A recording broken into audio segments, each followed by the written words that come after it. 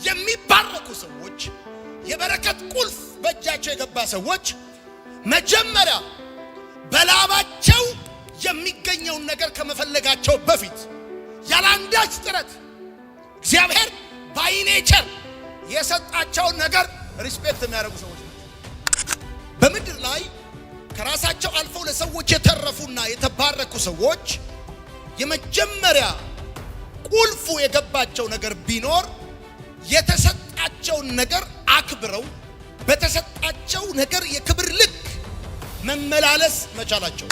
ሁሌ አሜሪካዊ መሆን የሚፈልግ ኢትዮጵያዊ ለምን ትሆናል? ሁል ጊዜ አሜሪካዊ መሆን የሚወድ ኢትዮጵያዊ እዚህ ምድር በረከቱን ኤክስፔክት ካደረገ መጀመሪያ እጅግ ላይ ያለውን ነገር ውደደውና አክብረው፣ ስፍራ ስጠው። አታቃለው፣ የምታቃልለው ነገር ታጠዋለህ። ለምን ነው ብዙ ኢትዮጵያዊ የማይባረከው ካልከኝ እቤት ቀጋ ውጪ አልጋ ስለሆነ ለቤተሰቡ እሾክ ውጪ ግን እንደሱ ያለ ማንም የለም። በረከት አንዱ ቁልፉ እግዚአብሔር ነገሮችን እንዲያደርግልህ መፍቀድ። እግዚአብሔር ያርግልህ በቃ ይሄን ካልከፈላችሁ ይሄን ካልሰጣችሁ ብለህ ሙጭ አትበል። ይሄ ካልተደረገልኝ አትበል። እግዚአብሔር እንዲያደርግልህ ነገርን ፍቀድ።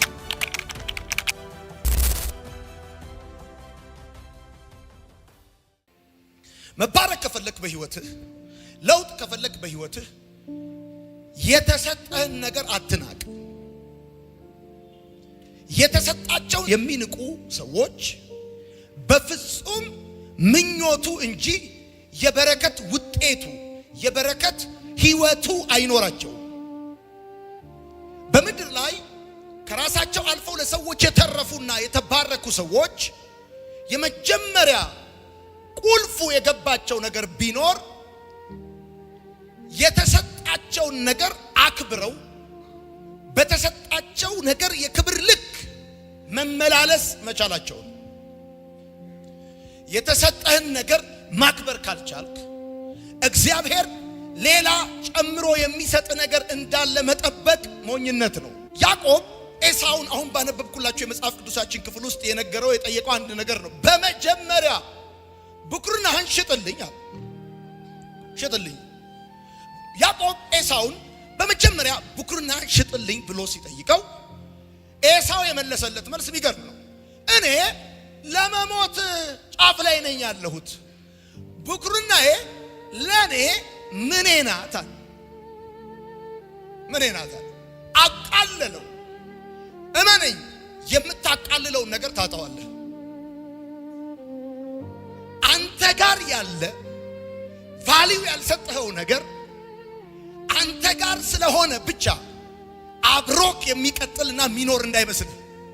በቅርብ ጊዜ ይሄ አቃለልከው ቦታ ያልሰጠኸው ነገር ታሪክን ሊቀይር የሚችል ካንተም አልፎ ለሌሎች ሊተርፍ የሚችለውን ነገር ማክበር ካልቻልክ የምታቃልለውን ነገር ታጣዋለህ። ወዳጆቼ ብኩርና በተፈጥሮ የሚሰጥ መብት ነው። በመወለድ የሚሰጥ መብት ነው። በይስሐቅ ቤት የመጀመሪያ ልጅ ሆኖ መወለድ ብዙ ትርጉም አለው። ለምሳሌ አንድ በኩር የሆነ ልጅ እጥፍ ነው የሚወርሰው ከሁለተኛው ልጅ ይልቅ። ሁለተኛው ልጅ ገብቶታል። የመጀመሪያው ልጅ እጁ ላይ ያለው ባይ ኔቸር የተሰጠው ስጦታ አልለፋበትም። በይስሐቅ ቤት ገዢ የሚያደርገው ነው። የሀብት ክፍፍል ሲደረግ ሳይለፋ ሳይሮጥ ሳይወጣና ሳይወርድ እጥፉን የሱ የሚያደርግለት ነገር ነው። ይሄ ጉዳይ ሌሎች ካላቸው መደበኛ ነገር በእጥፍ እሱ ጋር ነገሮችን የሚያመጣ በመወለድ ብቻ በመማር አይደለም፣ በማወቅ ማለት በፍጥነት አይደለም፣ በንግግር ችሎታ አይደለም። ባይ ኔቸር ለኤሳው የተሰጠው እድል ነው። አልገባውም ኤሳው። ሁለተኛው ልጅ ያውቃል። ወዳጆቼ ያዕቆብ የአብርሃም ቤትን ኮቨነንት የአብርሃም ቤትን የበረከት አካሄድ በደንብ ያውቃል። ታውቀዋል። ስማ፣ ሌላ ነገር ከመፈለግ በፊት ባይ ኔቸር የተሰጠህን ነገር ታከብረዋለህ ወይ ነው መጀመሪያ። እግዚአብሔር ወንደርፉል ዲዛይነር ነው። አንተን ዲዛይን ሲያደርግህ አልተሳሳተም። ወንድ አድርጎ ዲዛይን ሲያደርግህ፣ ሴት አድርጎ ሲሰራሽ፣ በዚህ ቁመት፣ በዚህ መልክ፣ በዚህ ሀገር፣ በዚህ ቤተሰብ ውስጥ እንድትወለድ ሲያደርግህ ይህንን ኔቸር ነው የሰጠ። የሚባረኩ ሰዎች፣ የበረከት ቁልፍ በእጃቸው የገባ ሰዎች መጀመሪያ በላባቸው የሚገኘውን ነገር ከመፈለጋቸው በፊት ያለ አንዳች ጥረት እግዚአብሔር ባይ ኔቸር የሰጣቸውን ነገር ሪስፔክት የሚያደርጉ ሰዎች ናቸው። እግዚአብሔር ባይ ኔቸር እንዲሁ ሳትለፋ፣ ሳትጥር፣ ሳትወጣና ሳትወርድ በተፈጥሮ የሰጠህን ነገር ሳታከብርና ስፍራ ሳይኖርህ ሌላ ነገር ይሰጠኛል ብለህ ከፈለክ ተሳሳታለህ። የብዙ ሰዎች ስኬትና በረከት የጀመረው ባልደከሙበት መለኮታዊ ስጦታ ጋ ነው፣ እዛ ጋ ነው። ስንቶቻችሁ ኔቸራችሁን ታከብራላችሁ?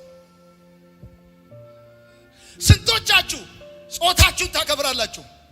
ቦታ አላችሁ? ከለራችሁን፣ ዘራችሁን፣ ቋንቋችሁን፣ የተወለዳችሁበትን ሀገር።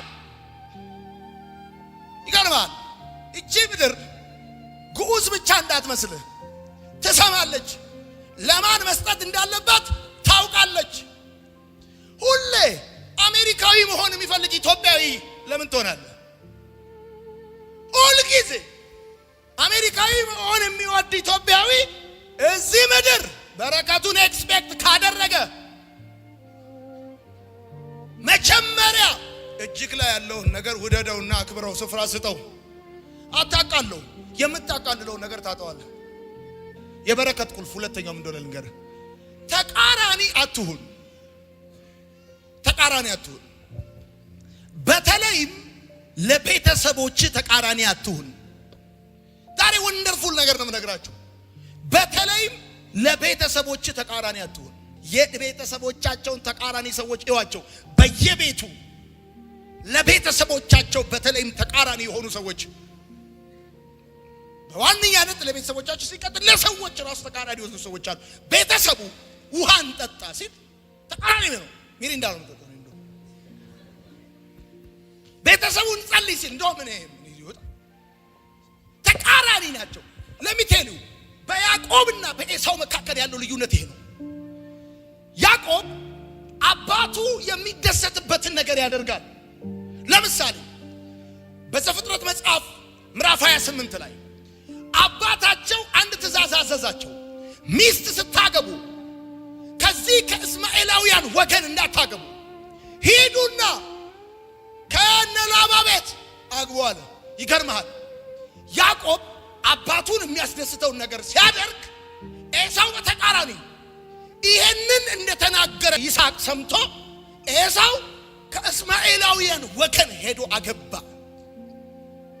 ስማኝ፣ ትልቁ የበረከት ትእዛዝ ምን መሰለህ? አባትህን አክብር የሚል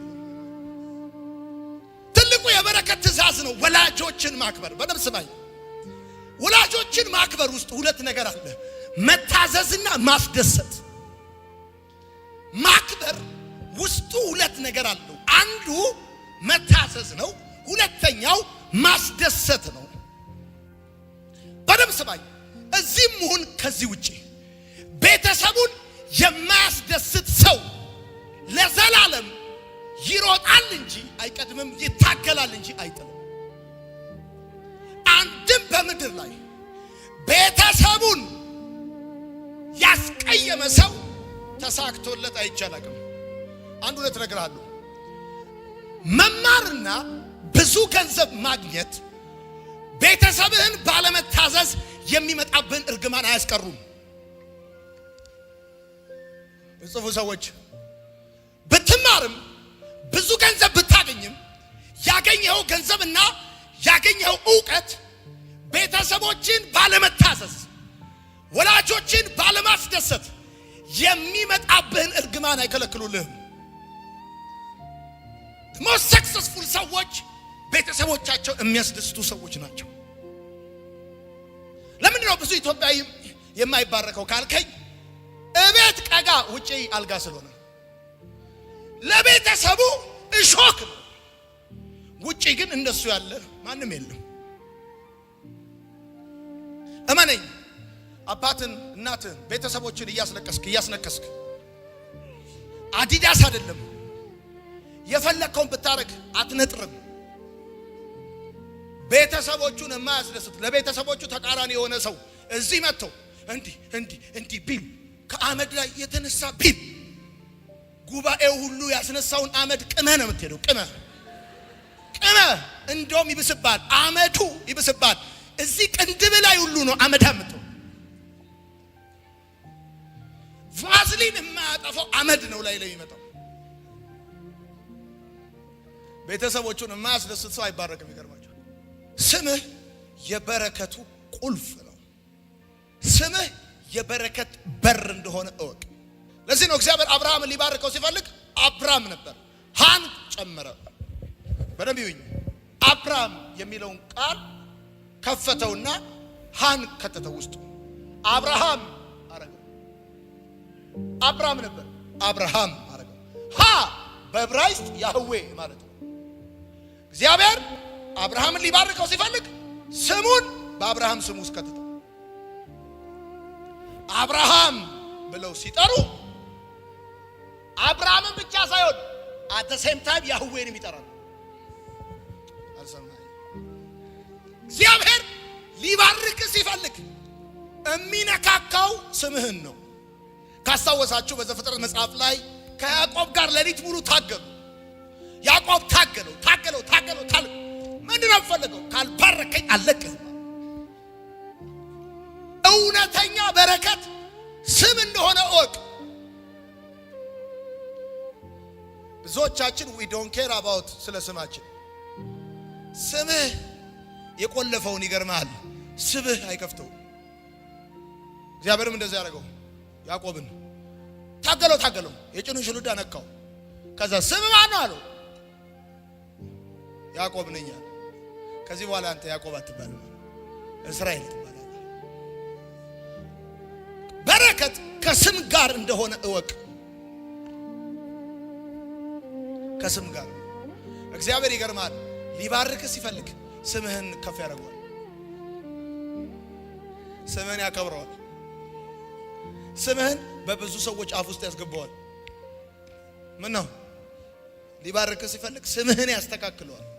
እመኑኝ፣ እግዚአብሔር ስማችሁን ሳያስተካክል በስማችሁ ላይ ባልሰራው ስራ በኪሳችሁ ላይ አንዱን ብሎ አይመጣም። በጣም የብዙ ሰዎችን ስኬት ወይም በረከት ከንግግራቸው ወይም ከመልካቸው ጋር ማገናኘት ቀላል።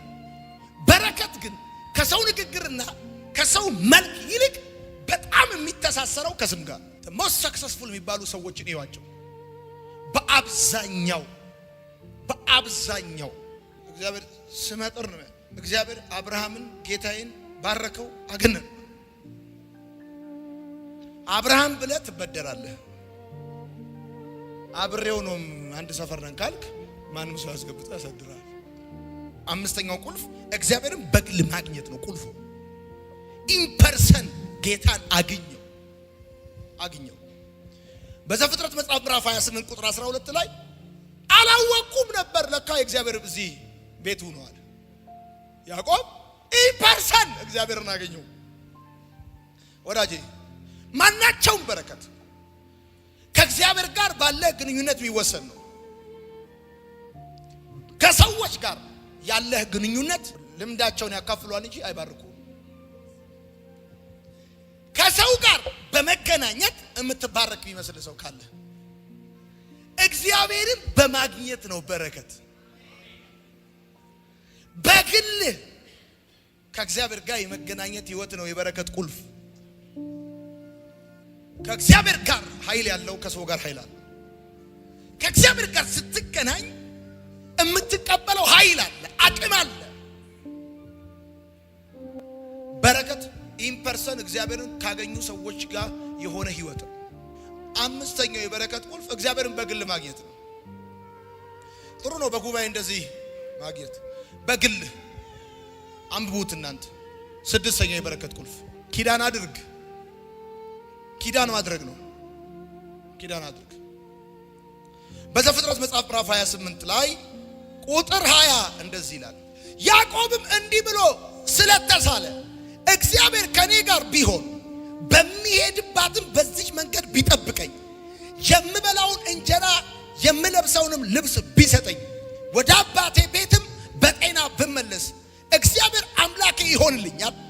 ሐውልት የተከልኩት ይህም ድንጋይ የእግዚአብሔር ቤት ይሆናል። ከሰጠኝም ሁሉ ለአንተ ከ10 እጅ አንዱን እሰጥሃለሁ። አንዱ የበረከት ቁልፍ ኪዳን ማድረግ ነው። ከእግዚአብሔር ጋር ኪዳን አድርግ። ኪዳን ግቡ። ይሄንን ብታረግልኝ እኔ ደግሞ ይሄን አረጋለሁ። አንዱ የበረከት ቁልፍ ምን መሰለህ? ኪዳን ማለት ነው። እንግዲህ ከዚህ በኋላ ምንም የቀረ ነገር የለም። ሞክራል፣ ሁሉንም ሞክራል። ያልተሸጠ ነገር እንግዲህ ምንም የቀረ ነገር የለም። ሁሉንም ሸጣል። ሁሉንም። አሁን ያልሸጥከው የመቃብር አፈር ብቻ። እሱንም የሚፈልግ ሰው ስላላወቅ ነው እንጂ ትሸጣል። እንግዲህ ከዚህ በኋላ ወይ የሞቱ ዘመዶችን መሸጥ ነው የቀረ። ካልተባረክ ለውጥ ካላመጣ ችግሩ ያለው ምን ጋር መሰለ? እኔም እንደነገር ከእግዚአብሔር ጋር የሼር ስራ። ሰው ከሰው ጋር እንኳን የሼር ይሰራል። ለምሳሌ እኔ እናንተ የሼር በለው እግዚአብሔር በዚህ ዓመት ካሁን በኋላ እማገኘውን 50% ለአንተ 50% ለኔ በለው እግዚአብሔር። ለምሳሌ ከእግዚአብሔር ጋር የሼር ስትሰራ አንተ ስተኛ ማታ እሱ አይተኛም። ቢዝነስ አይቋረጥም።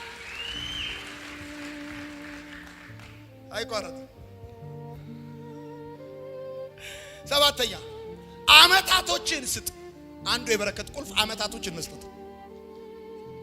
ታውቃላችሁ ያዕቆብ ለራሔል ስንት ዓመት እንደተገዛ? አራት ሰዎች በ2 በ3 ዓመት ሰክሰስፉል መሆን ይፈልጋሉ። ሰላቢ እግዚአብሔር ሰላቢ አይደለም። አንተ በ2 በ3 ዓመት ሚቶክስ የሰው ካልነጠቅ በስተቀር በ3 ዓመት ሆነ ነው። በረከት አመታቶችህን መስጠት ይጠይቃል። እንደውም እንዲህ ብዬ ጽፌያለሁ እኔ በረከት ሙሉ ህይወትን ነው የሚጠይቀው። ኢቭን ለልጆች የምታወርሰው በረከት ያንተን ሙሉ ኤጅ ይፈልጋል። አመታቶችን ስጥ። ራሔልን ፈለገ፣ አመታቶቹን ሰጠ። ሰው ሂኖስ የበረከት መንገድ ማለት እንደሆነ አና ሰዎች ለዚህ ነው ቸርች ይመጣሉ። ገና 2 ወር አይቀመጡም። 2 ወር አይቀመጡም። ገና ደህንነት እያስተማርኳቸው እንደዚህ ያሉ ማይኩን እንዴት እንደሚቀበሉ ነው የሚያስቡት። እንዴት አጣጥፈው አንተ እንደሚያስቀምጡ ነው የሚያስቡት። ስምንተኛ እግዚአብሔር ነገሮችን እንዲያደርግልህ ፍቀድ። እግዚአብሔር ነገሮችን እንዲያደርግልህ ምን ማለት መሰለ? በዘፍጥረት መጽሐፍ ምዕራፍ 30 ቁጥር 31 ላይ ያዕቆብና ላባ ስለ ደሞዝ ሲነጋገሩ ያዕቆብ እንደዚህ ይላል፣ ደሞዜን 300 ወይም 800 በግ አድርግልኝ አይልም። ምን አይነት የገባው ሰውዬ እንደሆነ እኮ ያዕቆብ። እኔ አንድ የሆነ ነገር 800 ወይም 500 በግ ስጠኝ ምን አይል። እንደዚህ ይላል፣ የጉርጉርና ነቅጣ የሆኑት በጎች ለኔ ስጠኝ። ላባ ይሄ ውል አዋጭ ውል እንደሆነ ለራሱ አስቧል። ሰውየው ግን እዛኛው ምዕራፍ ላይ ቆልፎ መጥቷል። ከምትሰጠኝ 1/10ኛውን እሰጣለሁ ብሎታል። በጎቹን የሚያስወልዳቸው ማን ነው? እግዚአብሔር። አልገባ። እግዚአብሔር በወደደው መንገድ ያንተን ነገር እንዲቆጣጠርና እንዲሰራልህ ፍቀድ። በረከት አንዱ ቁልፉ እግዚአብሔር ነገሮችን እንዲያደርግልህ መፍቀድ ነው። እግዚአብሔር ያደርግልህ በቃ ይሄን ካልከፈላችሁ ይሄን ካልሰጣችሁ ብለህ ሙጭጭ አትበል። ይሄ ካልተደረገልኝ አትበል። እግዚአብሔር እንዲያደርግልህ ነገርን ፍቀድ። የመጨረሻው የበረከት ቁልፍ ትናንሽ ነገሮችን አትናቅ። ትናንሽ ነገሮችን አትናቅ። ታስታውሳላችሁ ዳዊት በጎቹ ጥቂቶች ናቸው። ኦኬ በጎቹ ጥቂቶች ናቸው እንዳትረሱ። እዛ ጥቂት በሆኑት የአባቱ በጎች መካከል ነው ተጠርቶ የተቀባው። ከትንሽ ነገር መጀመር አትፍራ። የበረከት ቁልፍ ነች ያቺ ትንሽ ነገር። ዳዊት ንጉስ ከመሆኑ በፊት ይገርማል እረኛ ነበር። ከረኝነቱ በኋላ ሙዚቃ ተጫዋች ነበር። የሳኦል ጋሻ ጃግሬ ነበር፣ ተላላኪ ነበር። ሰው ንጉስ ከመሆኑ በፊት ተላላኪ ነው የሚሆነው። ሰው ንጉስ ከመሆኑ በፊት እረኛ ነበር፣ ሙዚቀኛ ነው። ትንንሽ ነገሮች፣ ትንንሽ ጅማሬዎች የበረከት ኪ እንደሆኑ እወቅ። እንደው ዝም ብለህ እንደ ጨው ካናት ልግባ አትበል። ካናት አድርጉኝ በቃ አትበል። ከትንሽ ነገር ነው የምትጀምረው። ትንሽ ነገር አትናቅ። በቃ መባረክ ከፈለክ ከትንሽ ነገር ነው የበረከት ቁልፉ ያለው። የመጨረሻው የሰዎችን መንፈሳዊ ማንነት ለይ። ሁልጊዜ የምታገኛቸውን ሰዎች ሁሉ መንፈሳዊ በሆነ መልኩ ለመረዳት ሞክር። ቢኮዝ አንተ መንፈሳዊ ሰው ነህ። ወደ አንተ የሚመጣ አጋጣሚ ነገር የለም። ወደ አንተ የሚመጡ ሰዎችን መንፈሳዊነት ለመለየት ሞክር። ጠላቶች ከሆነ አጋንንት ከሆነ የመጣው አንተ ጋር ልትዋጋው ሬዲ ሆናለህ። አንዱ የበረከት በሽታ ምን መሰለህ? ወደኛ የሚመጡ ሰዎችን መንፈሳዊ ማንነት አንለይም። ጌታ ምስክሬ፣ ፈታ ለቀቅ ደልቀቅ ከዛ ሞልቀቅ። ፕሬዝ ጋድ። ለራሳቸው አጨብጭቡ።